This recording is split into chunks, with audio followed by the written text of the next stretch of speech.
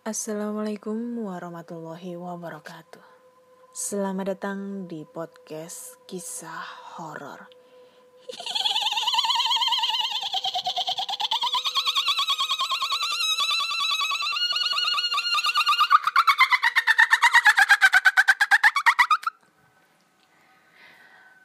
Oke, masih berjumpa dengan Ana di sini yang akan membacakan cerita horor ataupun email berhantu yang sudah dikirimkan teman-teman melalui podcast kisah horor @gmail.com ataupun di DM Instagram podcast kisah horor dan DM Instagram Ana Olive.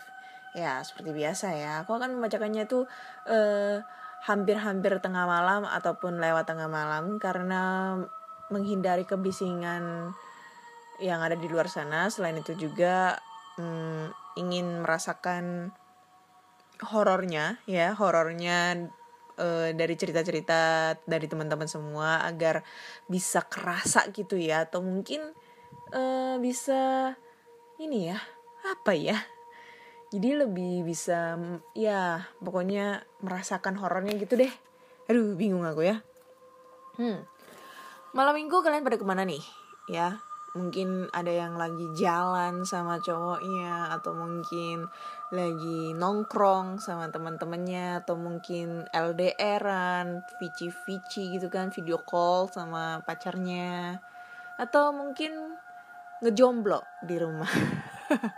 Ya aku nih ngejomblo di rumah karena ya banyak banget cobaan hidup ini dalam percintaan. Anjay, jadi curhat nih ya. Anjay. Aduh, ditangkap polisi gak ya aku ngomong anjay ini? Aduh, gak masuk akal banget deh. Oke, langsung aja kita bacakan ceritanya. Dan ini ceritanya ini udah banyak banget yang masuk. Kemarin aku bacain ceritanya hampir satu jam ya. Gak tahu ngebosenin apa enggak itu aku ngebacainnya. Ya seenggaknya menyenangkan hati para pendengar semua. Anjay lagi nih ya. Oke, langsung aja kita bacakan ceritanya. Nah, cerita pertama ini datang dari email yang judul ceritanya ini kisah horor dari temanku. Oke. Selamat siang Kak Ana. Kali ini ada pengalaman horor dari teman aku. Jadi aku cerita berdasarkan temanku bercerita ya Kak. Halo Kak Ana, perkenalkan nama aku Cynthia. Aku ingin berbagi pengalaman horor aku saat aku duduk di bangku SMK kejuruan. Ya, SMK ya kejuruan, sekolah menengah kejuruan. Maksudnya di bangku SMK gitu aja ya. Kejadian ini dialami aku dan teman aku. Aku kasih gambaran sedikit tentang sekolah aku. Sekolah aku ada 3 lantai. Setiap lantai di pojok kiri dan kanan ada toilet. Di lantai bawah ada musola. Aku lanjutkan lagi ya Kak. Kelasku di lantai 2. Dan saat itu kita ada pelajaran olahraga. Dan kita harus ganti baju olahraga.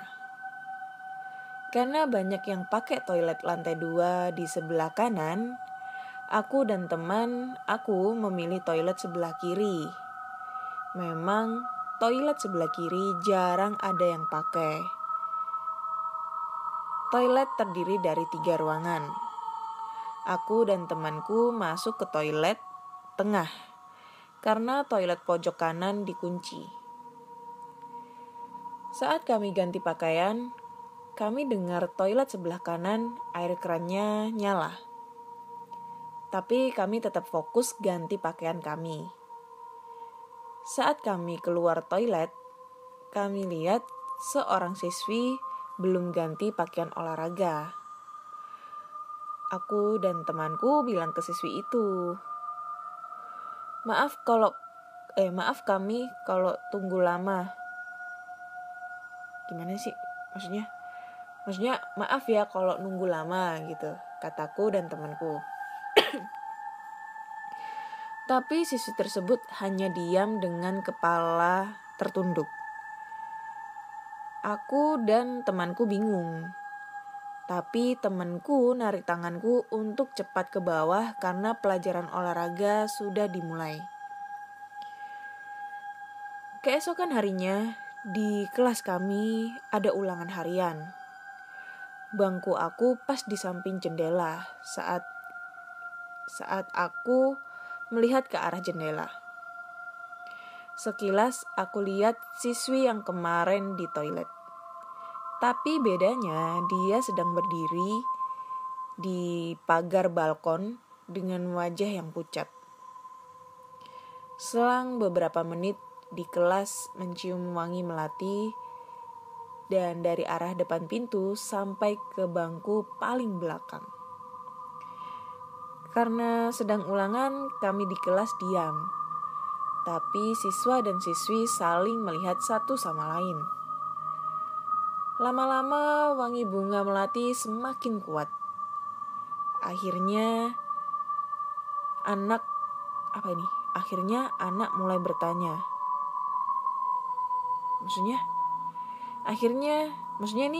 Akhirnya anak-anak di kelas mulai bertanya satu dengan yang lain.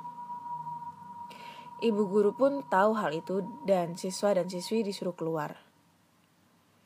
Selang 1 jam, speaker di kelas kami pun berbunyi bahwa ada kabar duka, yaitu siswi yang bernama XXX Triple X, di kelas lain telah meninggal dunia.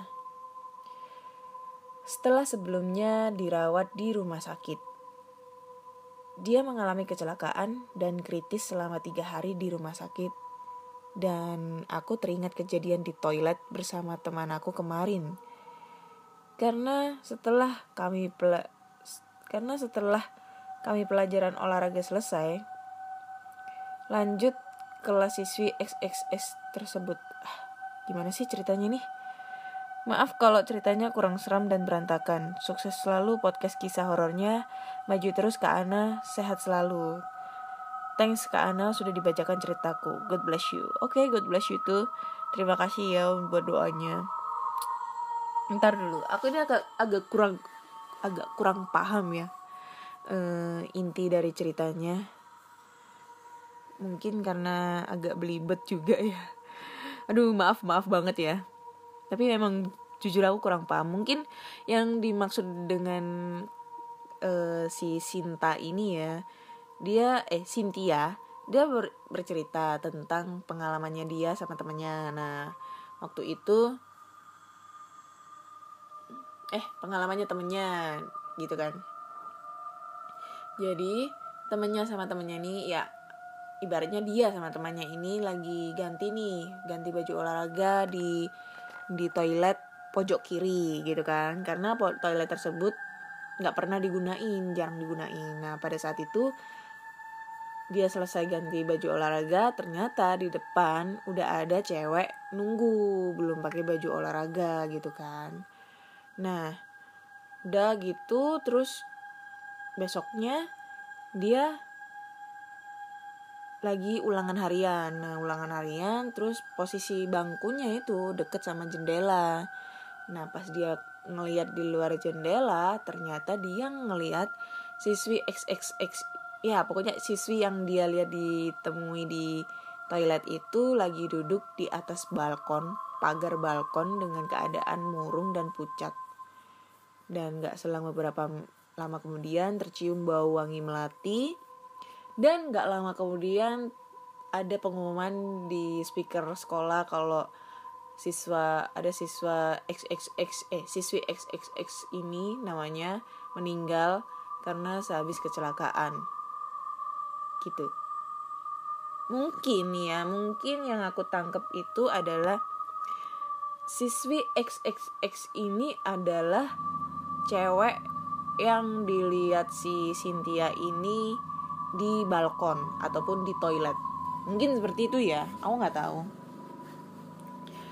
Karena jujur ini ceritanya agak kurang nyambung menurut aku. Tapi kalau aku sambung-sambungin sih mungkin kayak gitu ya ceritanya. Jadi si Cynthia ini siswi yang namanya XXX ini yang meninggal ini adalah cewek misterius yang dilihat Cynthia di toilet sama di balkon. Itu dah.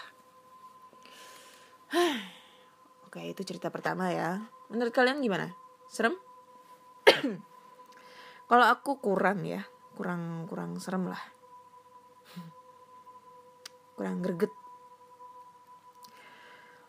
Oke, kita lanjut aja ke cerita kedua ya. Cerita kedua ini datang dari email juga. Langsung aja kita bacakan ceritanya. Halo podcast kisah horor. Langsung aja ke ceritanya. Kisah ini terjadi tahun 2011 yang lalu. Ketika aku duduk di kelas 1 SMEA. Jadi SMEA itu sekolah menengah ekonomi akuntansi ya. Ya, kalau sekarang jadi SMK. Kalau dulu zaman aku sekolah masih SMEA namanya. Aku bersekolah di sebuah SMEA swasta Jalan Pajajaran.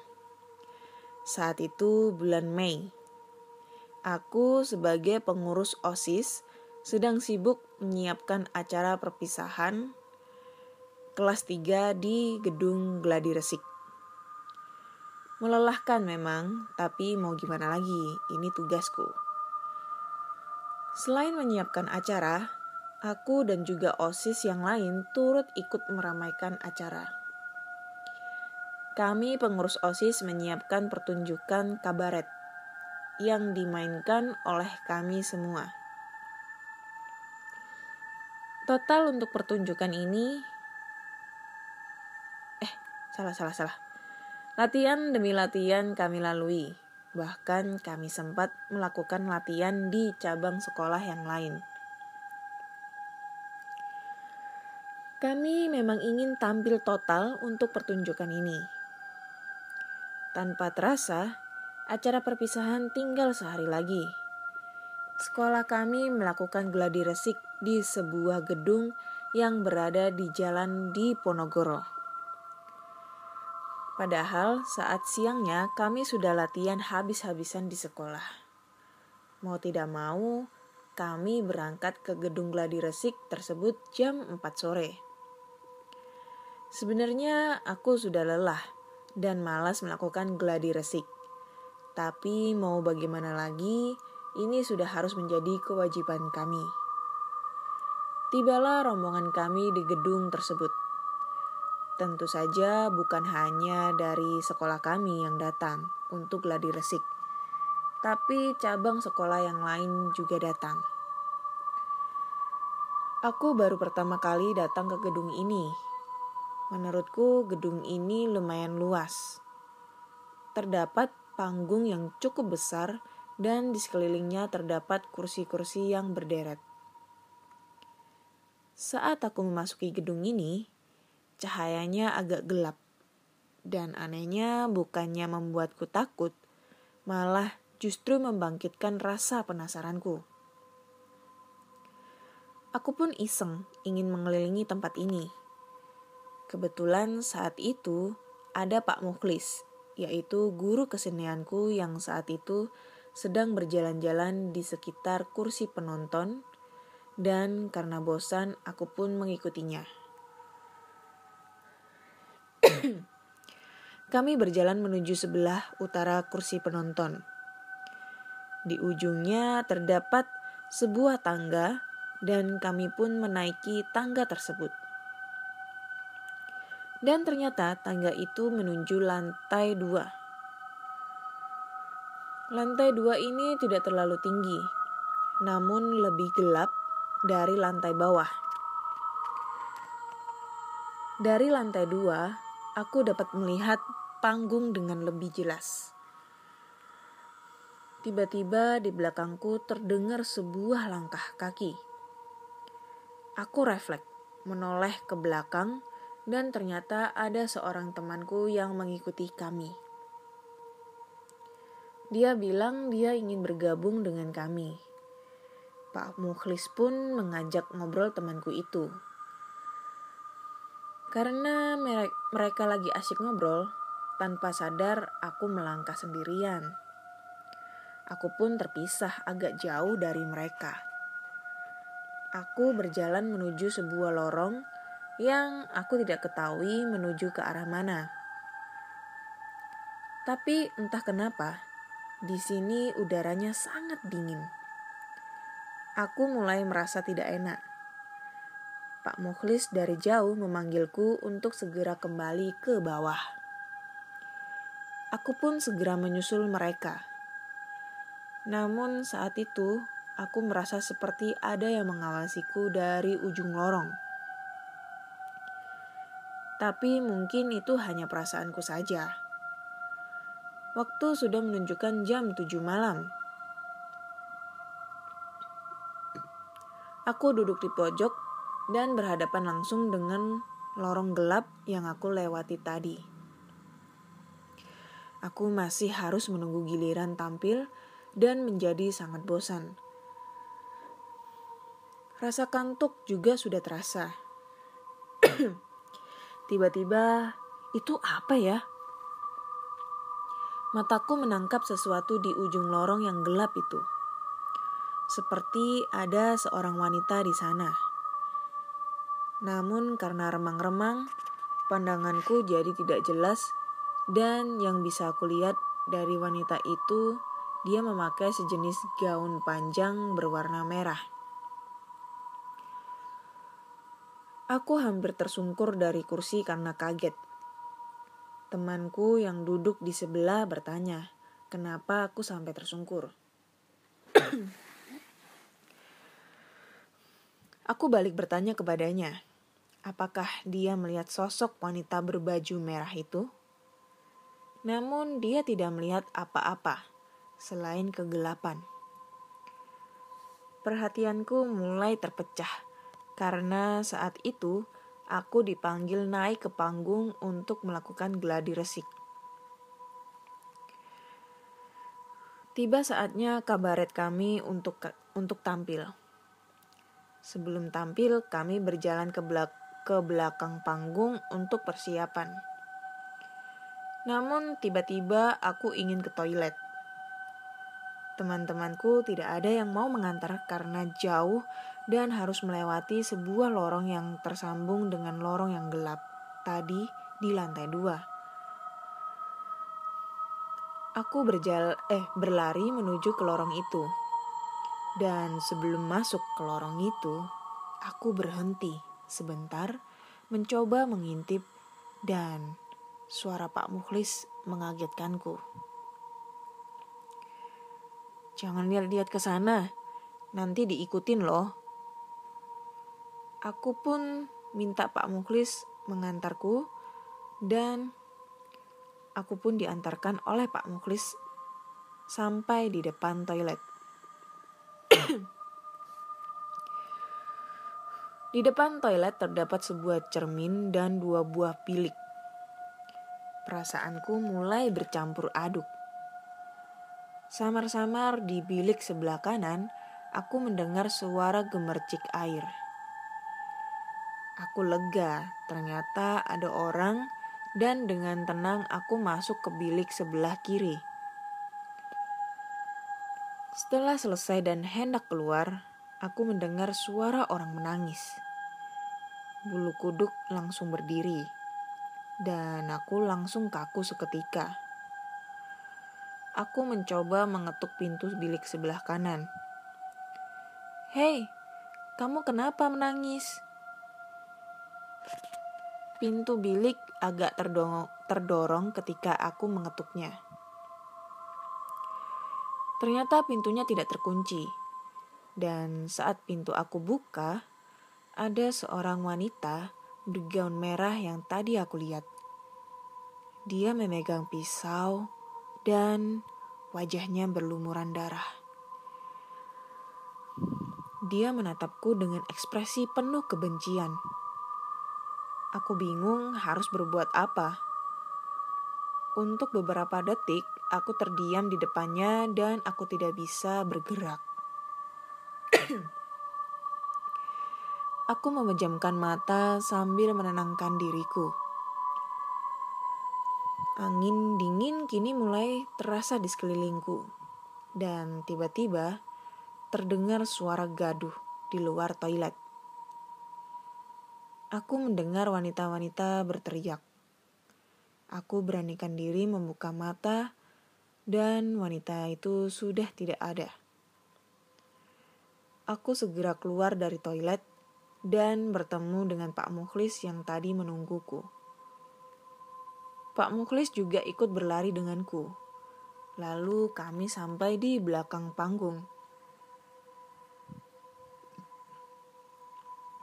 Di sana aku melihat kakak kelasku, Mbak Dian, kerasukan.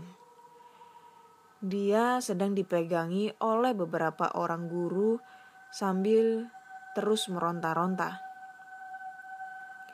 Akhirnya gladi resik pun dibatalkan. Besoknya acara tetap berlangsung dan Mbak Dian tidak ikut tampil. Semalam dia diantarkan pulang oleh beberapa guru untuk menemui Pak Ustadz. Sebelum tampil kabaret, aku menceritakan kepada Pak Mukhlis mengenai sosok wanita bergaun merah yang aku lihat kemarin. Dan teman-temanku hanya terdiam menanggapi ceritaku. Lalu Pak Mukhlis mengomentari, konon katanya gedung itu memang angker dan hanya hari tertentu saja yang ramai. Kalau hari biasa, di dalamnya selalu dibiarkan gelap. Maka tidak heran bila ada penunggunya. Kata Pak Mukhlis, Mbak Dian kerasukan karena dia tidak sopan. Dia tertawa keras-keras sehingga penunggu di sana marah. Pak Mukhlis juga bilang, alasan aku ditampakkan sosok wanita memegang pisau adalah karena selama di dalam gedung aku melamun. Pengalaman ini semoga menjadi pelajaran bahwa dimanapun kita berada selalu ingat bahwa kita tidak pernah sendirian. Selesai ceritanya. Ya. Memang sih ya, kalau kita hidup di dunia itu nggak sendirian ya. Kita hidup di dunia itu berdampingan antara di dunia nyata dan di dunia lain kayak gitu ya. Percaya adanya hantu, tapi lebih percaya adanya jin, karena jin itu yang tugasnya menggoda kita dengan merubah wujud dia berbagai macam bentuk gitu kan. Dan kalau emang ini gedung kosong ya, maksudnya di hari-hari biasa dibiarin gelap, ya ngapain coba dipakai? Ya mending dinyalain kayak lampunya kayak gimana gitu biar kesannya tuh nggak terlihat angker gitu loh. Kalau aku sih ogah banget gitu loh, mau harus gladi resik di situ, harus datang ke lokasi gedung tersebut gitulah. Ngapain juga gitu. Ya, itulah kehidupan. Serem. Kurang greget. Apa ya? Kayak soalnya aku kalau ngebaca cerita ini kayak aku ngebaca novel. Iya beneran kayak ngebaca novel. Jadi kalau aku ngebaca kayak baca novel tuh kayak kurang greget gitu loh. Lebih enak itu kayak kita tuh bacanya tuh kayak kita ngobrol, kayak kita cerita sama temen gitu. Aduh, seru itu. Aduh, selalu aku berkomentar cerita orang lain. Karena biasanya tuh kalau aku berkomentar cerita orang lain ya. Misalnya aku ngasih pendapat, ini ceritanya kurang greget. Ini ceritanya udah greget. Ini gimana sih baca ceritanya nggak ada tanda bacanya sama sekali. Itu tuh banyak banget yang komentar sama aku untuk tidak lepas kayak gitu ya ngomentarinya, maksudnya dalam arti tidak frontal gitulah. Tapi ya mau gimana lagi, ini kan kita kan bebas berpendapat gitu ya, tidak maksud mengurangi untuk menghina cerita mereka ya. Aku sih menghargai ceritanya dia gitu, tapi ya ya aku harus mengatakan gitu loh, karena aku susah untuk ngebacanya. Kan kalian tahu sendiri ya, aku tidak pernah memfilter cerita yang masuk ke email aku. Aku kalau ada email masuk langsung aku bacakan, nggak pernah aku baca dulu. Kenapa aku kenapa aku kayak gitu? Ya tujuannya supaya aku biar kerasa horornya, biar kerasa, ceritanya kayak gini loh. Bikin aku tuh ikut merinding juga. Tapi kalau aku udah baca dulu, terus habis itu aku bacakan lagi ke podcast, jadinya kan aku baca 2 kali tuh. Kesan horornya itu nggak dapet gitu loh. Kesan kita penasarannya itu nggak dapet. Udah ketebak, kayak gini, ketebak nih. Jadi kurang greget ngebacanya. Jadi ya mohon maaf kalau misalnya ada cerita yang mungkin aku komentarinya itu agak pedes ya. Pasti kalian juga kayak gitulah. Gak mungkin kalian itu komentarnya itu gak kayak gitu. Aku juga gak mau menambah-nambahkan cerita dan mengurang-ngurangi cerita. Ya aku bacakan apa adanya gitu loh. Oke? Semoga pendapatku ini bisa kalian terima. Karena sampai sekarang itu masih banyak banget yang komentar tentang cara aku mengomentari cerita gitu. Oke, langsung aja kita lanjut ke cerita ketiga. Cerita ketiga datang dari DM Instagram. Hai Kak Ana, jangan sebutin Instagram aku ya. Jadi ini pengalamanku setiap tidur. Aku tidur biasa di kasur gak ada ranjang. Oh ya kasur yang gak pakai ranjang ya, kayak kasurku ini. Memanglah kalau tidur aku bareng ibu dan bapakku. Jadi di bawah tapi semua pakai kasur. Nah, entah kenapa, setiap tidur kan jam 10 malam, dan pas jam 3 pagi mataku seolah-olah gak bisa dibuka. Bisa kebuka, tapi sedikit doang, seperti orang sipit. Ya mungkin karena kamu masih ngantuk kali. Setelah itu badan aku juga kayak ditarik sesuatu, dan seketika aku merasa merinding. Mau coba buka mata tapi susah banget. Seolah-olah badan benar-benar ditarik. Jangankan tangan, jari-jariku juga susah digerakin. Kaki juga ikutan susah digerakin. Istilahnya kayak ketindihan gitu. Aku mau tidur menghadap kanan, kiri, ataupun terlentang sama aja. Tiap pagi jam 3 kayak ada makhluk halus yang menarik badanku. Aku gak bisa berbuat apa-apa dan aku baca doa sebisa aku. Di dalam hati, disambut juga suara azan subuh. Nah, selang kemudian, seperti ada sosok bayangan hitam yang keluar dari badanku. Dan dia menatap mataku dengan tatapan yang menyeramkan, lalu keluar dan hilang entah kemana. Oke. Ini ceritanya dia setiap jam 3 pagi gitu dia selalu ngerasa ketindihan ya. Anjay, ini ceritanya kayak, tahu gak sih kalian ceritanya kayak Insidious? Ya, Insidious ataupun mungkin Conjuring ya. Jadi setiap jam 3 pagi, jam 3:03 pagi itu si bapak itu merasa kayak jiwanya itu bukan jiwa dia gitu ya. Kayak ada yang merasuki. Tapi ini bedanya kalau di filmnya di filmnya Insidious kayak gitu. Jadi setiap jam 3:03 pagi itu kayak jiwanya si ayah, ada kan ceritanya itu siapa ya? Lupa nih yang jadi perannya itu. Jadi jiwanya itu kayak bukan jiwanya dia jam 3 gitu. Kayak ada yang ngerasukin. Kalau ini bedanya setiap jam 3 dia ketindihan coy. Ya, mungkin kayaknya kamu perlu diruqyah deh. Ya kan?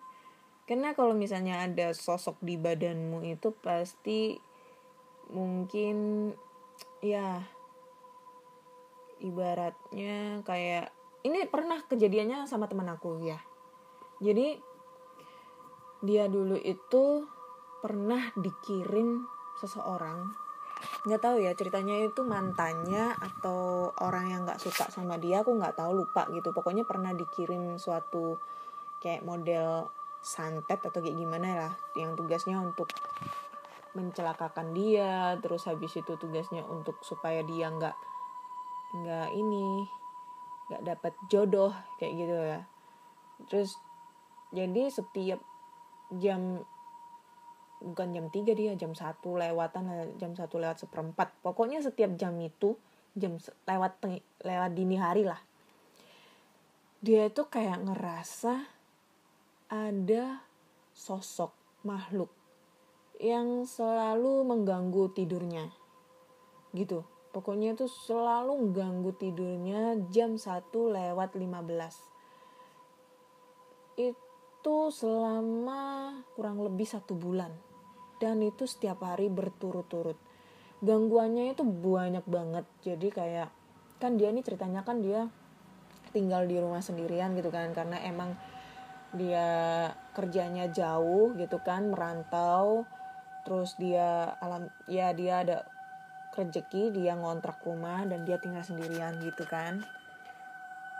Nah itu jam 1 lewat seperempat itu dia selalu diganggunya itu mungkin kayak ada suara benda jatuh, suara ketok-ketok pintu. Tapi ketok pintunya tuh bukan yang slow gitu, bukan yang kayak hampir didobrak gitu loh. Terus TV itu nyala mati di kamarnya. Terus habis itu ada suara cewek nangis. Ya gitulah, pokoknya diganggu. Terus kalau ada temennya yang nginep di situ tuh kayak diganggu juga. Yang intinya itu supaya dia nggak ada temennya itu di rumah gitu loh. Pernah gitu dia cerita itu. Dan akhirnya kan temen-temennya ini kan pada curiga ya. Maksudnya kenapa nggak tanya sama paranormal aja ataupun ustadz gitu.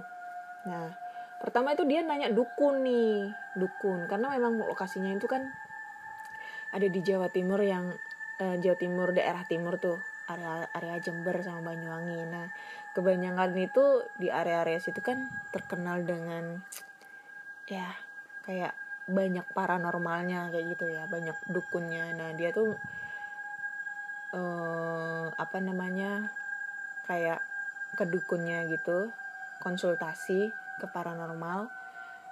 Dan katanya itu ada sosok kuntilanak, sama kuntilanaknya itu kuntilanak merah, sama pocong, sama satunya itu anak kecil. Pokoknya itu 3 sosok yang dikirim ke dia gitu loh, yang tugasnya memang untuk mengganggu dan menutup supaya dia nggak ada teman, supaya dia itu nggak ada jodoh. Intinya itu membuat dia supaya dia itu gila akan halusinasi gitu.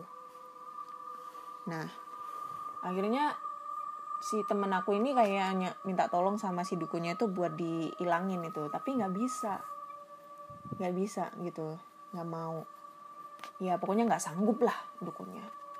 Nah itu dia stres dong selama kurang lebih 2 minggu, 1 bulan lebih lah total. Itu dia tuh stres kayak gitu ya, hampir gila juga. Akhirnya teman kantornya dia itu ada yang prihatin sama dia, dan pas pulang kerja diajak ke salah satu ustadz gitu, ya ustadz atau pak kiai aku kurang, pokoknya ulama agama gitu yang terpandang di daerah situ gitu. Dan ternyata yang mengirim itu adalah cowok. Katanya sih dia tuh suka sama ini temanku, tapi ditolak sama temanku karena memang temanku ini nggak suka sama dia tuh karena sifat dia ya yang tidak baik, yang sering minum yang keras, abis itu suka klinik kayak gitulah, ibaratnya kayak gitu. Makanya dia tuh nggak mau gitu. Nah si cowok ini sakit hati, ditolak gitu kan. Akhirnya dia kayak ngirim setan gitu ke rumahnya dia itu. Pokoknya bikin dia nggak tenang gitu. Pokoknya setiap dia pulang ke rumah tuh dia hidupnya nggak tenang, kayak nggak bisa tidur apa segala macem gitu. Nggak ada gangguan, tapi ada gangguan banyak banget. Tapi kalau dia udah keluar rumah itu gangguan itu hilang. Jadi gangguannya itu ada di dalam rumah gitu loh. Sedangkan dia mau pindah rumah itu gak bisa karena dia sudah ngontrak itu perpanjangan 2 tahun dan dia baru nempatin itu ada sekitar 3-4 bulan. Kan sayang banget duitnya gitu loh.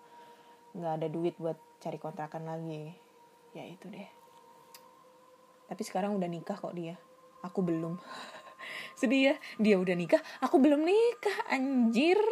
Anjay. Sedih deh.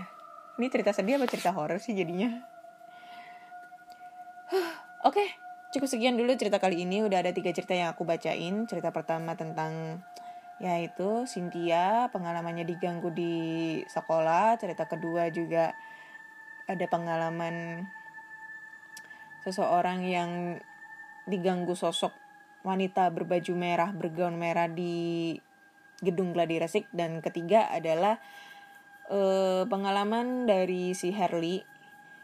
Dia diganggu sosok bayangan hitam di rumahnya dan diganggunya itu setiap jam 3 pagi gitu. So, aku ingetin lagi, jika kalian mempunyai cerita horor, ya entah itu dari pengalaman kalian sendiri, teman, kakak, adik, ayah, bunda, kakek, nenek, pacar, sahabat, saudara, ataupun semuanya yang kalian tahu, kalian bisa langsung kirim aja ke podcastkisahhoror@gmail.com podcastkisahhoror@gmail.com ataupun DM Instagram podcast kisah horor dan DM Instagram Ana Olive. Oh ya, aku ingetin ya, tolong ceritanya itu jangan maksudnya tuh jangan ngambil artikel di Google ya, karena ini ada yang kirim cerita itu artikel tentang cerita Annabelle, ada yang cerita tentang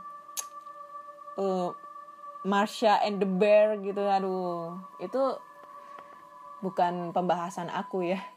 Aku membahas cerita horor itu tentang pengalaman orang atau pengalaman kita sendiri, bukan cerita tentang Annabelle kayak gitu ya. So aku minta maaf banget nggak aku bacain di podcast kisah horor ya, ada yang kirim cerita.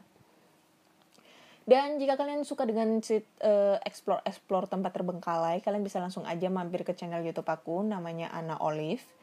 Di situ ada video aku tentang explore tempat terbengkalai, tapi ini udah beberapa minggu aku nggak upload karena ya kendala juga.